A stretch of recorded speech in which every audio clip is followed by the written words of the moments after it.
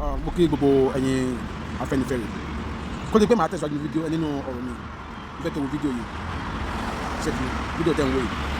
lágbà tí fídíò ti jáde ọlọ́pàá àwọn ènìyàn especially àwọn ọmọ Yorùbá ló ti ń fi ẹ̀hónú wọn hàn wọ́n bẹ̀rẹ̀ sí sọ kùbákùbí ọ̀rọ̀ sí Peter Edosi àbí kí lórúkọ àti ọ̀dàdà pé wọn bọ̀ fún bàbá wa Ọ̀nà Ọ̀fífẹ́ kí wàá ní èrò tèmi lórí ọ̀rọ̀ yìí sẹ́rí ẹ jẹ́ ká sọ òótọ́ fúnra wa Yorùbá máa ń pòwe kan wọ́n ní amúkùn ẹrù ẹ̀wọ́ ó ní òkèlè ẹ̀wọ̀ ìsàlẹ̀ sẹ́rí àgbà tó bá fẹ́ di aláwàdà jìlẹ̀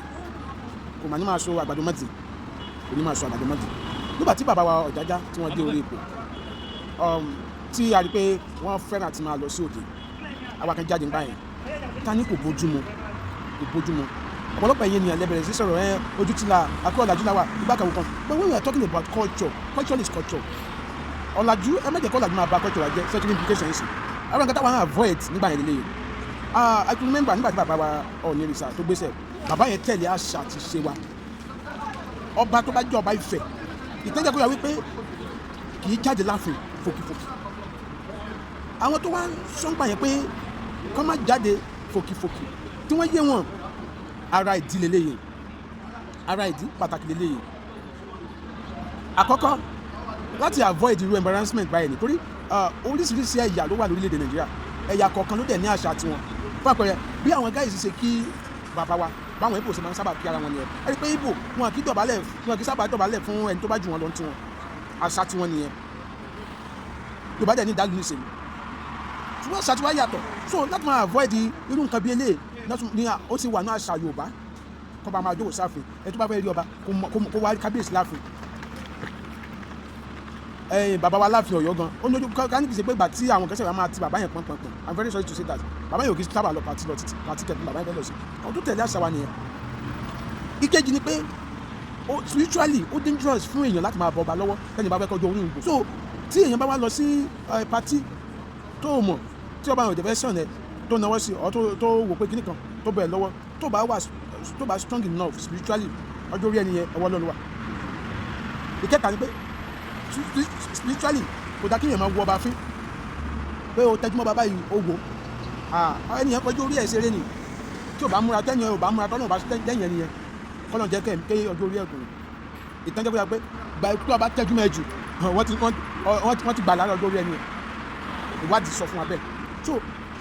so many reasons ló wà behind the reason tí ọba kò fi dákọ́ bá kan máa jáde fòkì lọ pàtì but tá a bá ń sọ̀rọ̀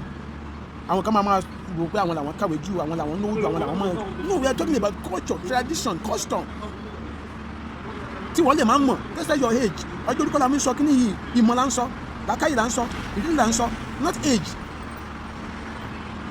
so we don't need to blame these guys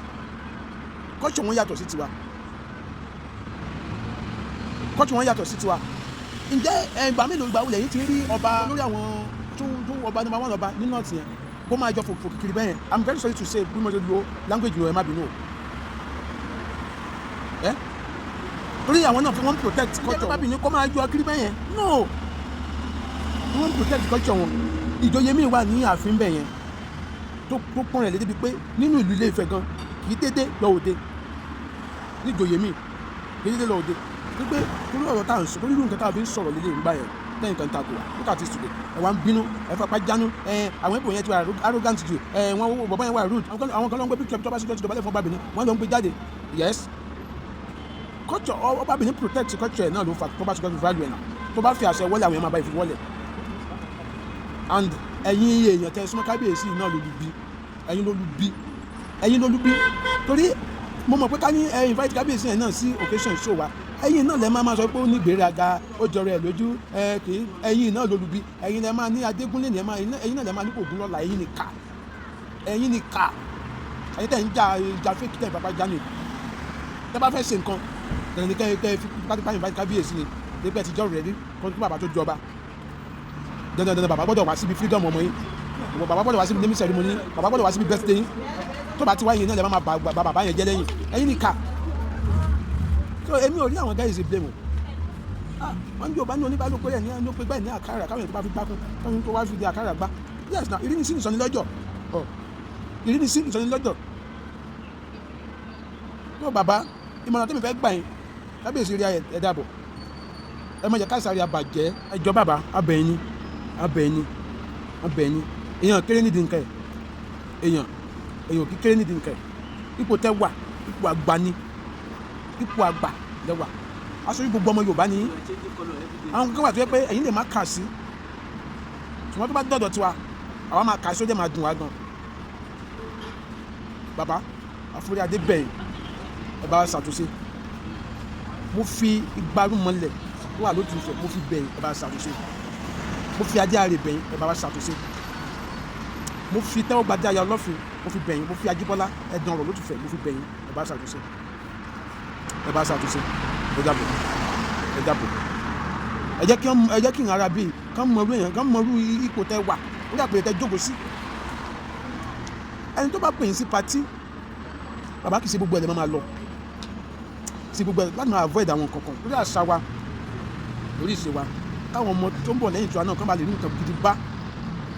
àṣà yóò gbọdọ̀ torí wa bàjẹ́ ó jẹ́ bó ṣe jẹ́ orúkọ mi ni Adé ọmọ Adé ẹ jọ̀ọ́ ẹ̀yin olólùfẹ́ mi ẹ má gbàgbé láti subscribe sí African Taste TV náà ẹ jọ̀ọ́ ẹ bá mi pín nítorí kiri ó dáa.